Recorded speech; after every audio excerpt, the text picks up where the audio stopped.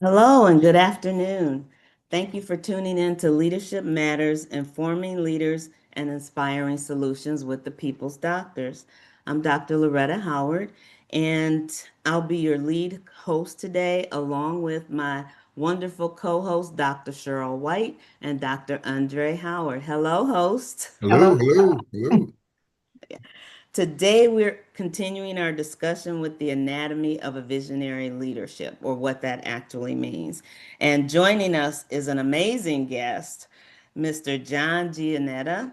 He is the president and CEO of Heartland Family Services, an organization that has strengthened individuals and families across Nebraska since 1875. Um, John also holds a Bachelor of Science in Social Work degree from the University of Nebraska-Lincoln, several masters, specialization, certification in gerontology, a Master of Science in Social Work, as well as a Master's in Business Administration. So, well, quite knowledgeable. He also loves animals. He's had global experience. So we are truly looking forward to John. Hello, John.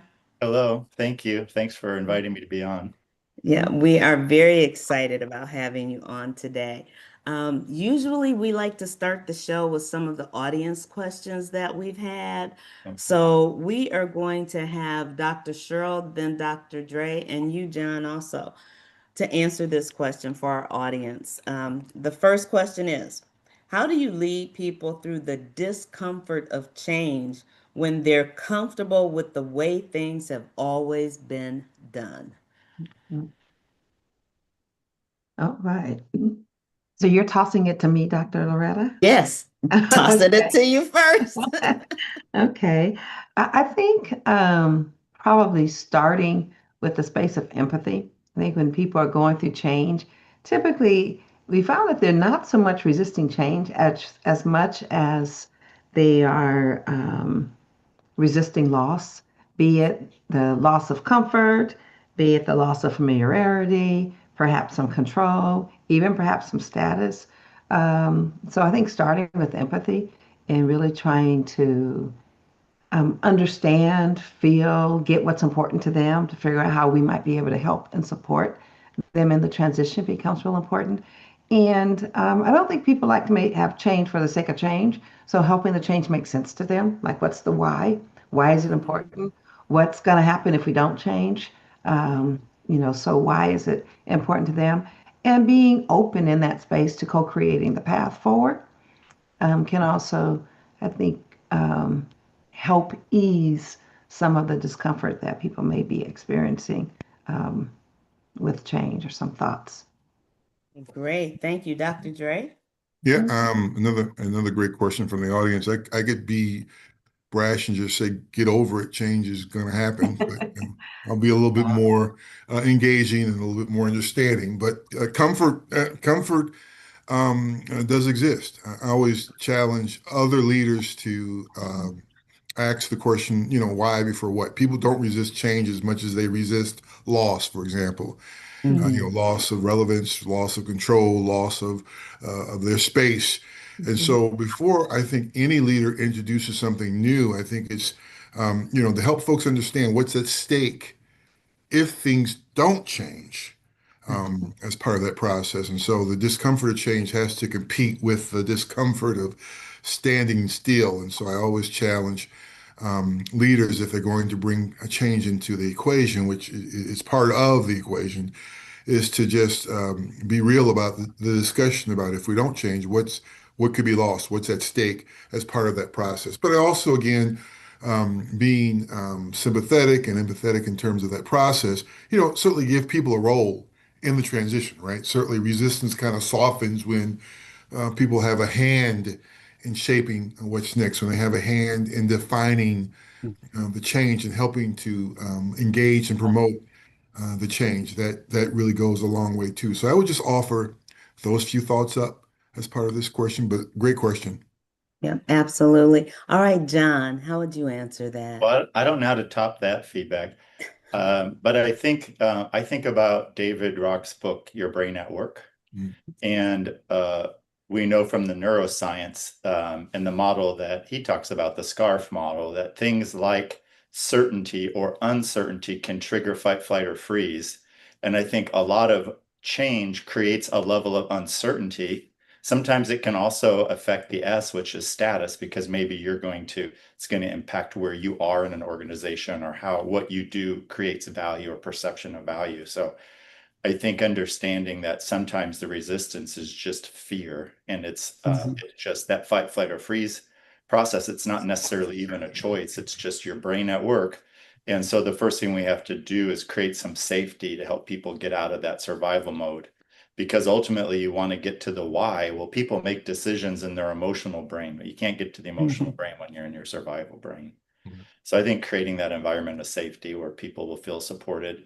I think one thing I found too is talking about radical acceptance. Like, Mm. okay, we can't change, like, this is the dynamic. Some crazy laws are taking place, some crazy executive orders that don't make any sense and are ill-defined, and we can't change that. But what we can change is X, Y, and Z. So let's focus on that. And because we know that pain times resistance is just suffering, and we don't want to suffer.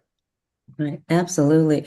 Great answers, all of you. I don't think there's really anything left for me to say, but the one little piece I would add just with all that is the communication part of it, that you have to communicate again why the change is necessary, what will happen if we don't change, and address the uncertainty. And if you are the leader, there are things that you may be uncertain about as well. And I think there are times that you have to let people know it's like, well, I'm not sure myself what's going to happen. But as John said, this is what we can control. So let's work on that. So great answers, everyone. And I was jotting that down: fight, flight, or freeze. Radical. I was Right. writing that down. I always love these nuggets that people give us. It's like, yes, your brain at work. I'm going to have to get that book. Okay, so John, please share a little bit about yourself and your leadership journey with us. Yeah, so I've been at Heartland Family Service since 2009. So I'll be wrapping up my 16th year and starting my 17th year on June 1st, I believe. And um, and it's blown by. Uh, as you mentioned, my degrees are in social work and the last thing I got was in business administration, but it was the special program that was a partnership between the University of Nebraska at Lincoln and Gallup University, and it was focus was on executive leadership, and it was rooted in their research around leadership. So that's been like probably a game changer for me as a leader and just a human being to be able to take that strengths approach into what I do and has been super helpful to me in this role. Previous to coming here, I was about 10 years working for another nonprofit called the AIM Institute, which was focused on the intersection between workforce development, education, and economic development, specifically as it relates to IT and engineering. So we would try to gather information from the workforce to say, hey, what kinds of skills are you needing from your IT engineering for your IT engineering workforce? Then we talk to schools at all levels. Well, what are you offering? And we just try to like close the gap.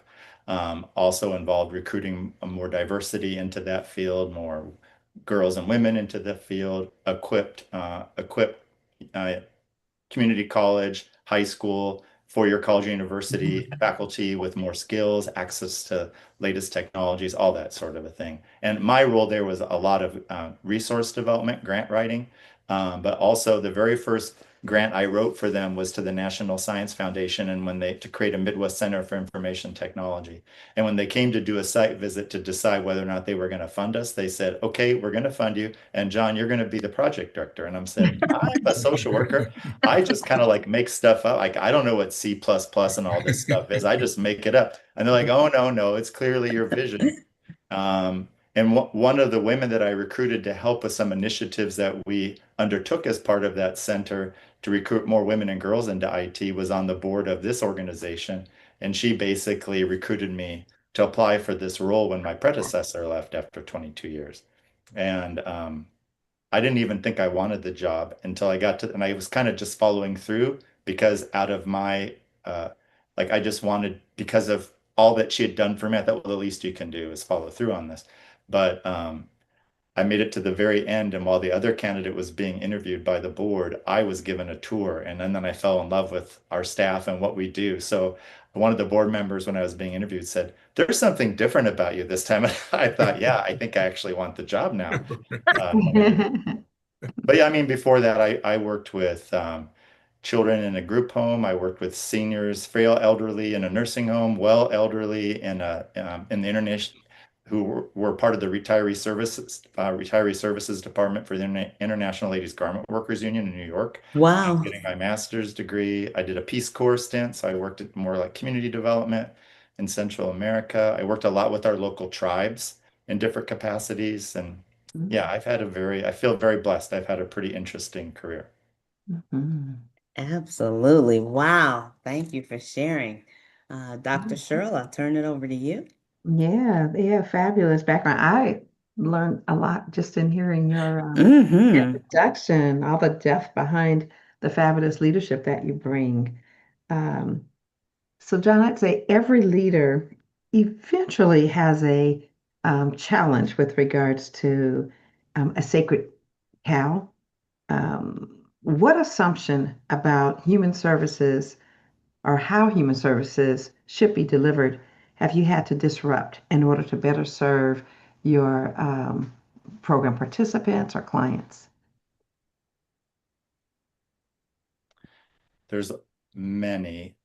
I think one that comes to mind first is probably the idea that being a nonprofit means we don't make any money. Mm, mhm, Because what happens then is we don't have the resources to invest in all the infrastructure that's required to make mhm, sure that the services we're delivering are the right services, that we're getting quality outcomes, that the people that we serve are sustaining those outcomes after they've left our care, that we are reaching the right people for our services, all the things that have to happen that any other business would absolutely describe mhm, as essential. mhm, This notion that, oh, I want all my money to go to the people you serve, but without having any capacity to know whether that's happening, whether you're making a difference, it doesn't make any sense.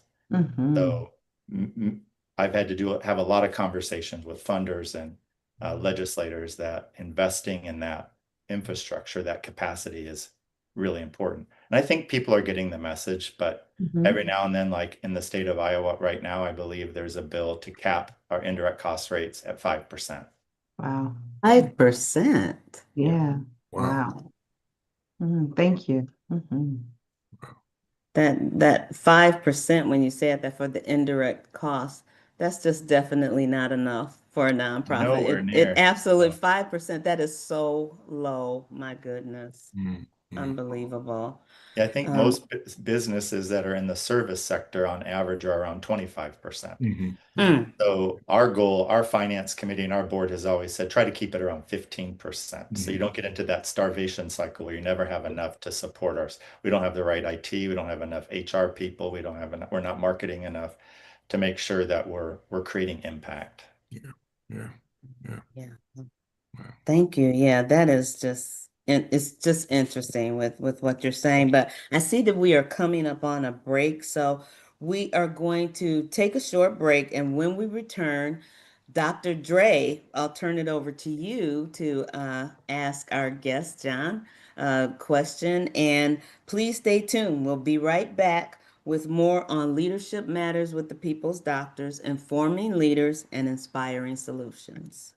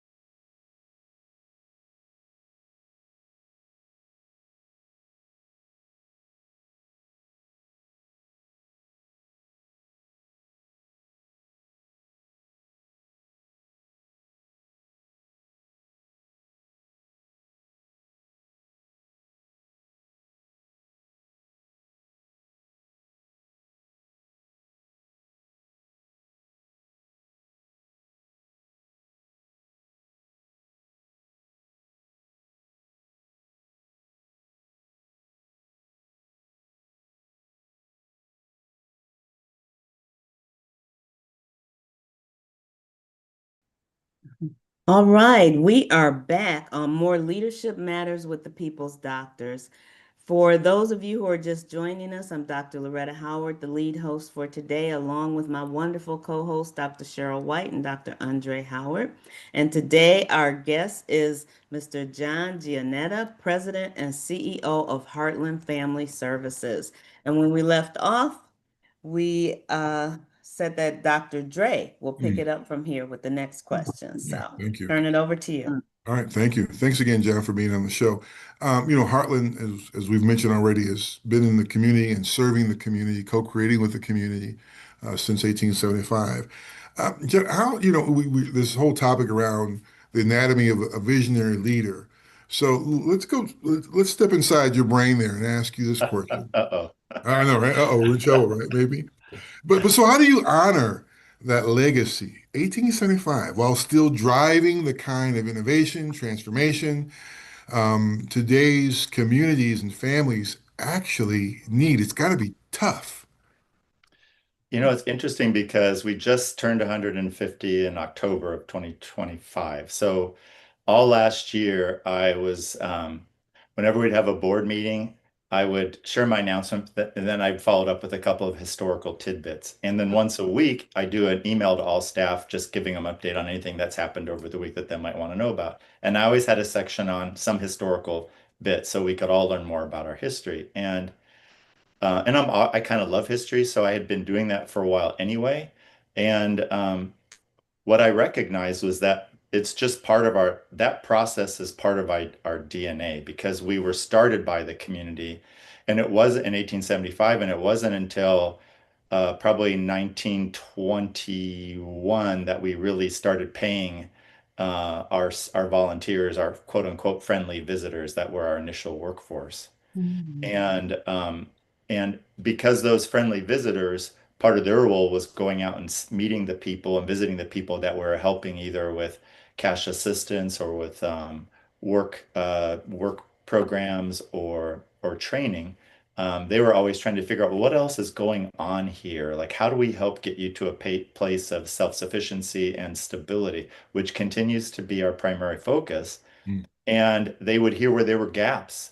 And because so if they had enough people, they couldn't refer them because no one else was doing it. Okay, well, let's get that going. So we've always had that sort of multi-service focus. We've always been really close to the community, trying to figure out what is really needed and where can we make a difference. mm, I do think, though, over time, that can be a challenge because you get so broad, it can be hard to tell your story, and right. it can hard to to know, are you really making an impact?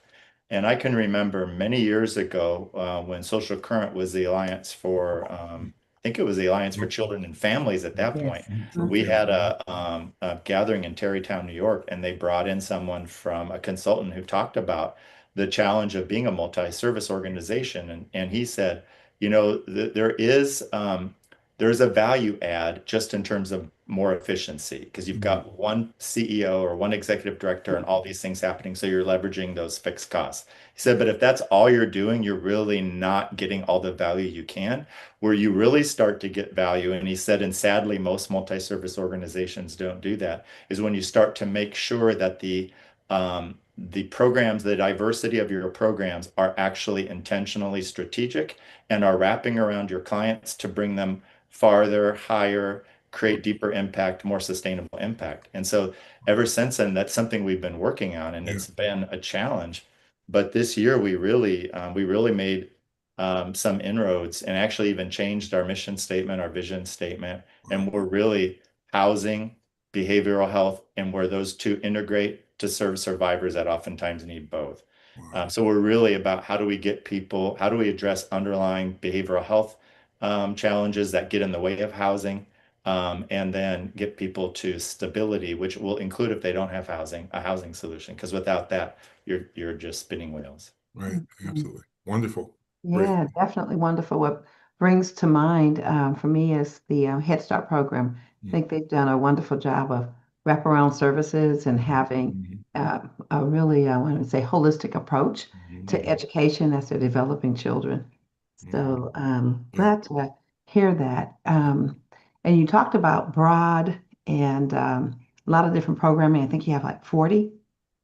So is that not so? Well, Yeah. well, Yeah. we don't. Already have about. It's hard to say because we have the housing services, we have our behavioral Okay. health services, and then where that overlaps to meet survivors. And within each, Yeah. like one program can have a number of different things going on, but it's really Mhm. one Mm. Okay. thing. So you have that, But we have a there's number a of different broad base services. from Yeah. early childhood education to senior services. So I guess with that diversity and then balancing the urgency of today's demands, really having that also that long range view, how do you find yourself having the discipline and having the fortitude to do that?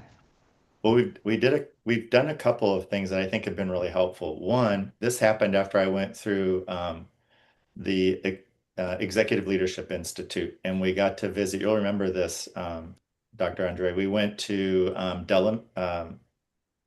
the deli, Oh, Oh yeah, Zingerman's I remember Deli. going there too. Yeah, Zingerman's, Yep. Zingerman's, I And Dr. did. Zingerman's, Yeah. yes. and I read their vision story for the Mm. future, and that just captured me. Mhm. And I came back here and I wrote one for our agency, imagining we were in the year 2030. Wow. And then I Mhm. got people's input and we strengthened it. And we also had the chance through the Alliance to hear a speaker by the name of Andy Goodman, who talked Mm. about the Mhm. importance of storytelling. We Yeah. learn best, retain information best when there's stories. So Mm. I added that to this vision story. So Mhm. we'll talk about our workforce. And then there's a story about somebody who gets a job and they're Mhm. so excited because they've always wanted to work here. And there's a story about a board member who's getting ready to start the meeting. And then she looks Mm. at the agenda and she notices the first step is a client presentation from Mhm. someone from our Family Works program, which is a long-term residential treatment program for women who are pregnant or parenting. And they're in the program with their kids. And she Mhm. recognizes the reason why she's a little bit nervous is because she remembers 20 years ago when she was the client giving this presentation. Now Wow. she's Mhm. chairing our board. So that kind of, it's way out there. When I went to talk to donors about it, they're like, well, this is really long for a vision statement. I'm like, this isn't a vision statement. It's our vision story. We're Yes. writing it now so that we can manifest it 20 years from now in Mhm. ways that we might not even be aware of now. Right. And then we updated it for 2050, and now I want to do it again for 2050 because I think that's a good Mhm. 25 years is a good enough time frame. Absolutely. Because Absolutely. when I Yeah. look back, so many of the things that we wrote about have happened or have started to happen. Mhm. And then Mhm. this year we do strategic planning in 4-year increments, but this year we decided to do it in 3 years now instead because too much happens, Yes. but with Mhm. a 10-year big, hairy, audacious goal to Mhm. make sure Mhm. that we're still going towards the same direction, even though we might have to take some zigzags here and there, Mhm. depending on what's happening in our environment. And I Mhm. think being really dedicated to that strategy work has been Mhm. super helpful for Yeah. us. Yeah. Mhm. Yeah, Definitely. that's awesome, John. Love that. Yeah. And just Definitely. hearing how you're able to integrate Right. the vision into this story that then um, stays as the North Star. I think we've talked about this in other episodes this month, while still, recognizing that with all the change, paths may be a little different, Mm. shifts may happen, but that North Star remains the North Star and Yeah, Yeah. that long-term exactly. vision. Awesome. Thank you. Absolutely. Absolutely. And Yeah. John, just kind of piggybacking off that too, Mhm. how much sleep are you getting? I'm thinking visionary leaders don't get a lot of sleep. I mean, when you make those big bodacious goals and really set the template way out there, dealing with uncertainty. I mean, does that stuff keep you up at night as a visionary leader? Does it bother you at night? I mean, are you getting a good night's rest, I should ask, to I be honest? usually get a pretty good night's rest. I Okay. think having a consistent workout part of my Okay. life helps. Okay. All right. And I always make sure I get in 10,000 steps, even if I can't get to the gym. So that Okay. helps. What usually keeps me up usually has more to do with conflict, unresolved conflict. I Mhm. don't like unresolved conflict. If I can't get it Mhm. resolved and it's lingering, that doesn't settle well with Yeah. me. Yeah. But I'm Mhm. really blessed because I have a really great leadership team and they have really great leaders working with them. Yeah. I Mhm. always say that it's kind of a ripoff because the larger your organization gets, the more you get paid. The more Yeah. there is this sense that, oh my God, if John never leaves, what will we ever do? Blah, blah, blah. And the benchmark just keeps going up, up, up. Right. But when I look at, like, I'm on the board of our local it's called the Women's Center for Advancement. It used to be affiliated with the YWCA and it Mm. disaffiliated many, many years ago, but they're really focused on addressing sexual violence and trafficking and stalking and things.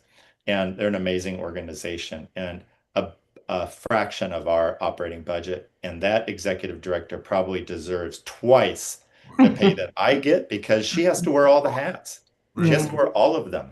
Right. Mm-hmm. Wow. Mm-hmm. Wow. Wow. Well, it's good to hear you are getting a good night's rest. I appreciate Yeah. that. Mm-hmm. Yeah, thank Thank you. you. Mm-hmm.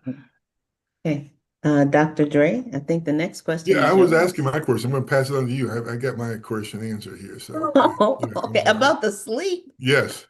Okay. All right. Okay. Uh, well, one of the things too, John, just thinking about what's emerging with community needs, are you watching right now that most people in your space haven't started? Is there something you're watching right now that most people in your space haven't started talking about yet, based on community needs? Um, I think I struggled to think that we have any ideas that other people don't, but maybe I would say we might be a little bit further down the road in some areas. Um, I think about mental health in the workplace. Uh, a few years ago when we were going through strategic planning, not this recent cycle, but the last one, people on our board, and this was, like the pandemic had wound down, people were back and coming back into spaces, shared spaces, and they were saying something is off at work. Like I am Mhm. seeing employee customer interactions that are like I've never seen before. Mm, Customers that are so dysregulated, and then our staff get dysregulated because they don't know what to do about it. Or interactions between staff that quickly devolve to a point of there's no way to come back from this, like really, really bad. And they're like, what if Heartland did something to address that as a social enterprise?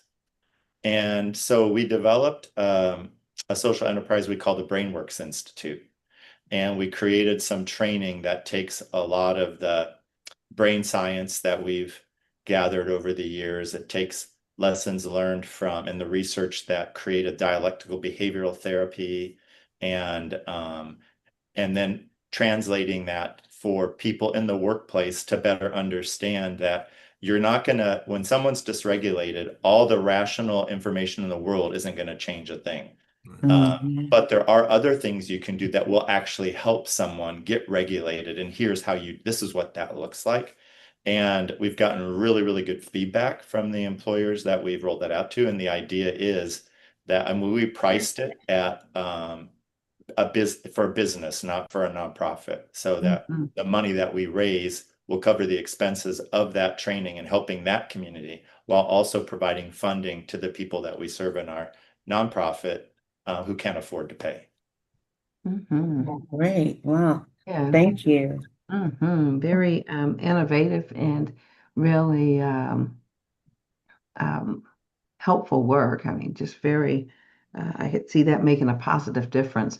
Maybe along those lines, when we're thinking about staff and volunteers, how you keep them connected to the mission when they are walking alongside people who have some of the most painful moments maybe happening in their lives, be it domestic violence, homelessness, or as you were just kind of mentioning, other types of mental health um, challenges or crisis. Yeah, we have focused a lot on our culture work over the years. Hmm. We've had a chief culture officer for, gosh, probably since about 2013. And Hmm. then usually another employee that works under their leadership to help manage all the details. So that includes employee resource groups, um, all kinds of training.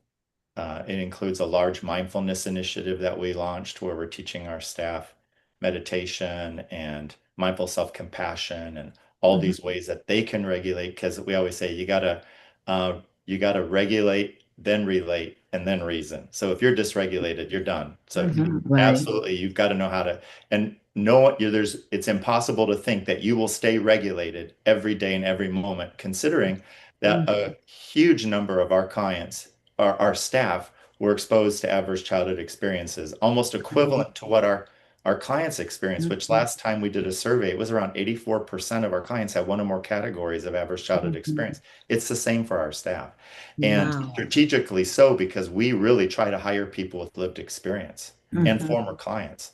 And so a dysregulated staff person and dysregulated client, Mhm. nothing good is going to happen there. Yeah, So we absolutely. really have been trying to do more and more work to Mhm. give our staff tools and to create an environment where they can feel safe so that Mhm. they can be their authentic selves. The minute any of us is Mhm. covering, we're not going to be able to create a trusting relationship with somebody Mhm. else because we're not Mhm. authentic.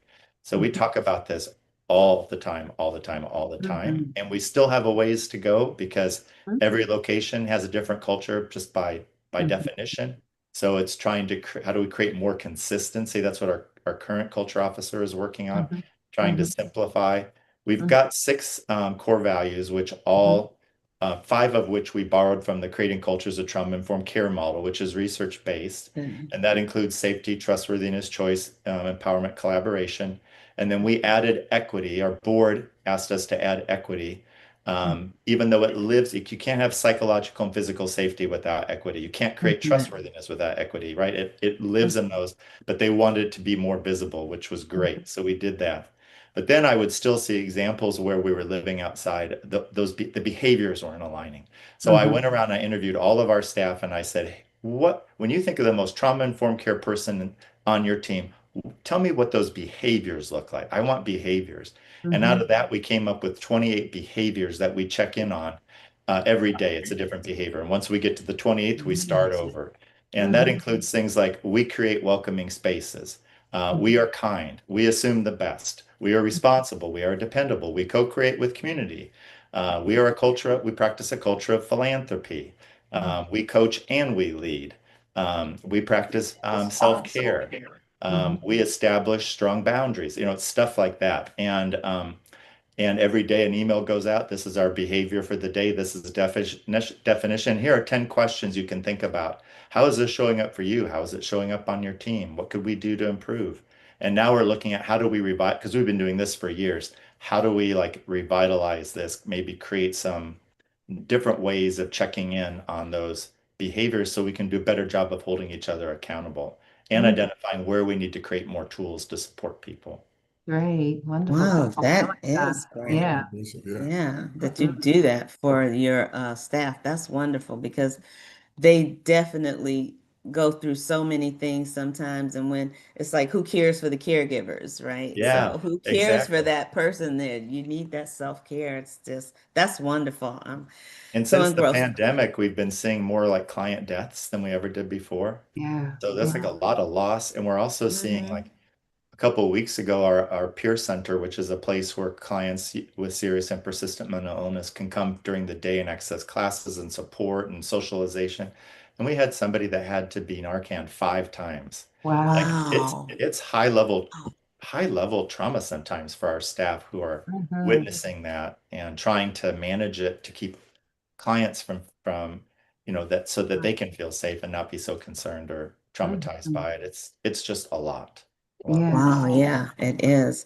Mhm. Okay, well, what I'm gonna do before we go into our next question with Dr. Sherrill, I want to bring in the audience question, Mm. the second audience question. So with that, we'll start with Dr. Dre, then Dr. Sherrill and John, if you would answer it. The question is, when you face resistance from your team, board, funders, or the broader community, how do you respond and what strategies help you keep people engaged and moving forward? So, Dr. Dre? Wow, we got a smart audience. I mean, unbelievable. So wow, that's a good one. I think I'm off the top. I'm thinking, not all resistance looks the same, right? Mhm. A board member who may push back may be protecting the organization's risk tolerance. A funder who hesitates may be questioning alignment with mission priorities. So I think, kind of diagnose. I think really understand, before you dive in and prescribe what we should do. Understand what you're facing in terms of that resistance. I think the other piece is kind of being a communication um, um, pro to some degree, resist the urge to over communicate and over explain. Be very specific when it comes time to really think about dealing with resistance as part of that process. And then again, as we've said before, create the space, allow the team, allow folks to breathe, allow them to kind of resonate and kind of deal with their own feelings as part of that process and respect that space as well. So I think I would offer those pieces up as a response to that. But that's a wonderful question. Very, very good question. Yeah. Mhm. All right, Dr. Cheryl, what are your thoughts on that question? Yeah, this whole conversation, I shouldn't say the whole, but bits and pieces of it bring to mind the old school book, Who Moved My Cheese? And Mhm. Oh, every yes. you Yeah. remember that? And hindering Yes. by comfort, fear, and denial. Yes. Yeah. And so kind of going back to what Dr. Dre said with regards to what is the resistance about, and I think John Mhm. mentioned some of that earlier as well, and you may have too, Dr. Loretta, just understanding what is the resistance about and Mhm. taking some time to really understand. Um, and I think when changes on the horizon, making sure that there is forewarning, there is communication regarding it, but then moving into that engagement. And I'm going back to what John said a little while ago with regards to dealing with well, yes, definitely we need to self-regulate, but Mhm. really meeting people first and addressing the emotions. So it's kind of like uh, empathize first and then go through the whole process of evaluating and explaining and so on and so forth after that, and involvement, making sure that all along that path we are asking the questions and involving so that as our listener said, how do we keep them engaged? I think we keep people engaged very often by creating space to hear their voices and then making sure that we not only hear their voices, but we respond. Yes. So, John, your response to that? Yeah, I think it's for me, it's always seek first to understand. Like And Mhm. then I've noticed enough in Stephen Covey. for me over the years that I would get resistance, and sometimes I would immediately have resistance back. And I could Mhm. feel it in my body. And then I would start to create this false narrative about why they were resisting, Yeah. which very often was nowhere near the truth. So Mhm. if I can just like stay calm and just start to ask questions and try to get it, okay, what is this resistance about so that I can address it effectively and Mhm. minimize it and we can move on. And like we were talking before, sometimes I might not be able to change it. Like it might just be it's just a terrible reality and that's the way it is. But what can we do to minimize the negative aspects of that change so that we can move forward? Yeah. Okay, great. I agree with everything all of you said. One of the things that I had to learn, and I'm still a work in progress in many ways, but not to take it personally sometimes because it's the situation or we've always done things this way. Why do we have to change? And letting people know that. But I understand what you're saying, John. You can feel it in your body when they Oh, yeah. come at you. It's like, Mm. just do it. We got to do it. Let's just do it. We Yeah. have to do this, Right. So don't ask me all those questions. Let's just do it. But not taking it personally and being patient with people. And something that Dr. Cheryl has said before, we have to give people grace and we have to give ourselves grace as well. Mm. So it's one of those things I have to remind myself of when something is changing and people are resistant, it's because of losing that Right. familiarity and Mm. things like that. But I do have to put myself in check. It's like, don't respond right away. Mm.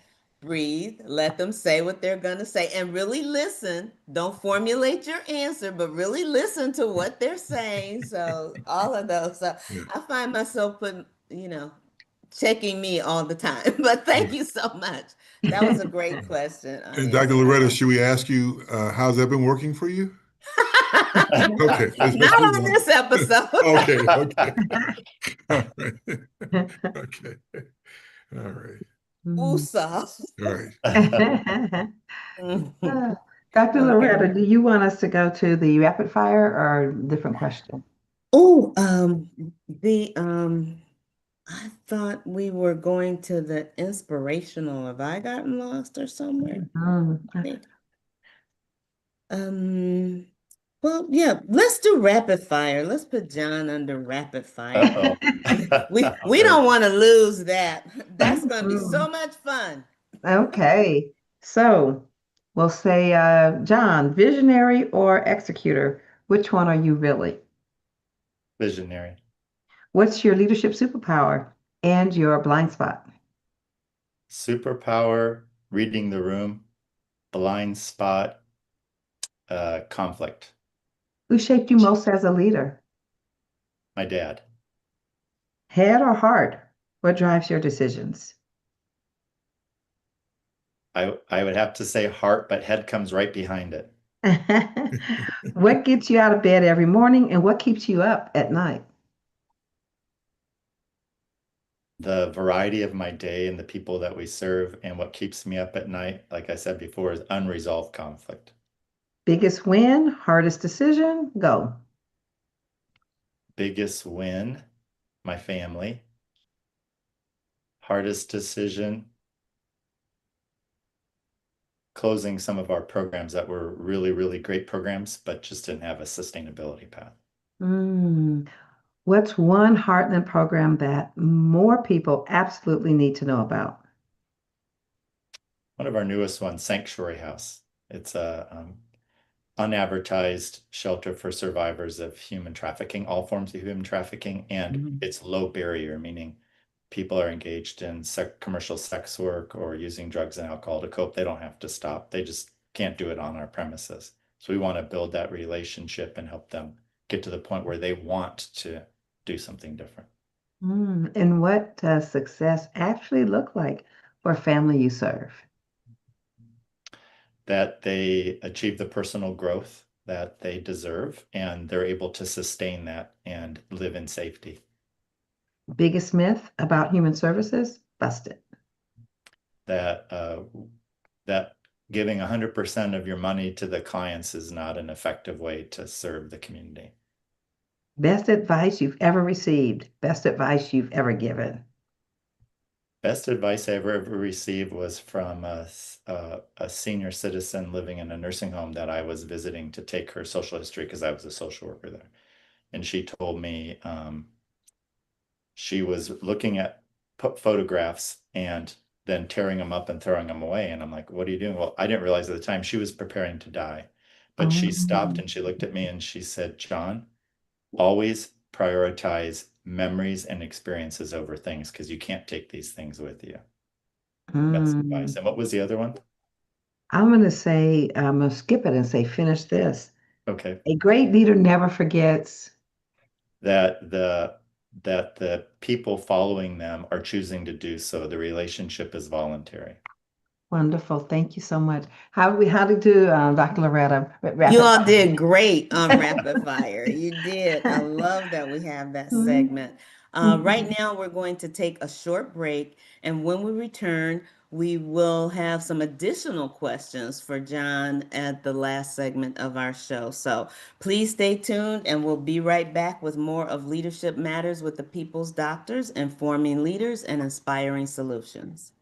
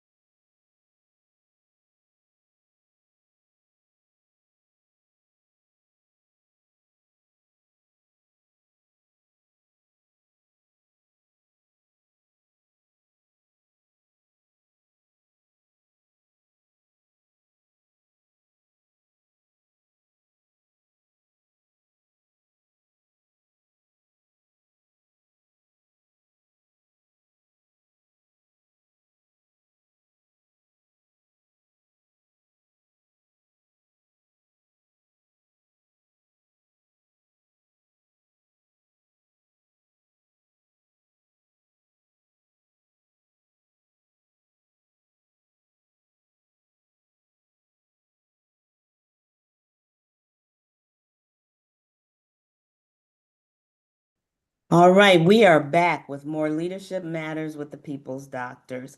For those who are joining us for this last segment, I'm happy to be here today with our co-host, Dr. Cheryl and Dr. Dre, but also with our special guest, John Jeanetta, President and CEO of Heartland Family Services. And for those who have been listening, this has just been such a dynamic Mm. conversation. We really need more time to go into all of the questions we have for John, but I'm going to turn it over to Dr. Dre to ask a question and we'll move forward. Yeah, this has been a great conversation. We continue all night long with this one. Um, John, in terms of the dimensions of visionary leadership, we've been talking about the anatomy of visionary leadership. When you think about transformational, strategic, inspirational, innovative, adaptive, or ethical, what comes more naturally to you, and which one stretches you the most as part of that process? For me, I think the visionary part is comes more natural to me. If you're familiar with Gallup's Strengths Finder, futuristic is one of my top Yes. strengths. I get a lot, and learner. I love learning new things and trying to figure out, and strategic. So I love learning new things and thinking about where we can go and being creative. So that just comes super easy to me. I think the inspirational piece is where maybe I have to stretch because I'm naturally introverted, and so not that I don't like people, but I prefer like one-on-one conversations or Mm, small groups. yep. So having to get up in front of a crowd and feel like I have to like rah rah and let's go team, it just never feels natural to me. I don't feel like I'm good at it. Yeah. So that's where I have to stretch. Okay. Mhm. Great. Thank you. Great. Thank you. I can relate to that. I have been told that I am what is that? What did you call me, Dre? With Oh, the this is introvert? this is a family show. It's a clean show. So a social introvert, A basically. social introvert. That's what he called me. Mhm. Because I am more introverted. If I have to get up, I will, but it's never my preference to do Mm. it. So, social introvert, and I like that. But thank you, John. Someone I can relate to. We'll talk off. Okay, yeah, great. Thank you. Okay. So, I have a question for you too. Tell us about a moment when your original vision for a program or an initiative had to change, and how did you lead through that without losing momentum? Um, Several years ago, we were approached by some funders and others in the community to take on a role of convening and managing a process where we created a system for no wrong door for our continuum of care to help end homelessness. And so we created this whole system. It required a ton of community input, trying to get all the emergency shelters and other providers on board, but it was a flawed structure to begin with because we were also a provider. And it just created a lot of conflict and people feeling like, why is Heartland leading this? When we already had a continuum that probably rightfully should have been the one doing it. And ultimately, that's where we ended up. Now they act that it's happening because they took it on, but it was a lot of work, a lot of conversations with leaders, with funders, with others, a lot of misunderstanding about what we were trying to accomplish and whether or not we were overreaching. We made some really good progress, and then ultimately, I think everyone recognized that if you're going to have someone be in that sort of backbone role, it can't be one of the partners. It Mm. truly has to be somebody who is not a service provider, sort of like the way a United Way is or any other backbone organization. You can be the funder, you can provide capacity building, but you can't also be a service Right. provider. Right. Wow. Great. Thank you. Dr. Cheryl, have a Okay. question for John? Well, one of the questions we're asking all of our guests is, hmm, if you could give your younger self one piece of leadership advice, Mm. or just one piece of advice, life advice, what would it be? Don't be afraid to be yourself. Mm, Mm. I mhm, It took me a long time to come to terms with that mhm, and mhm, to like not be myself. mhm, I I was married for almost 31 years And Wow. at year 25, I accepted the Mhm, fact I'm a gay man. Mm. mhm, I understood that I was, and then accepted it, and then told my wife at the time, and it was a very, very, very painful thing to go mhm, through because we have four kids mhm, and an amazing family, and I didn't want to mess that up. mhm, And but ultimately decided that's what I had to go through that pain and go through that hardship, and my whole family did, unfortunately. Um, but I was recognizing here I am at work, I'm talking about authentic leadership and mhm, being vulnerable so that you can create a trusting relationship. And I'm pretending to be someone I am not. mhm, And so I had to realize that in order for me to be the best person I can be and to be the best leader I can be, I have to be who I am, mhm, whether some people have a problem with that or not. Mm. What matters is whether I have a problem with it. Mm. Yes, wow. Well, thank you for sharing. Yeah. That's really deeply impactful, revealing, and I think a helpful message to others, being truly authentic with themselves, and that then laying the foundation for them to be authentic with others. So thank you for sharing, John. Yeah, you Absolutely. bet. Mm, Thank you for sharing. mhm, Absolutely.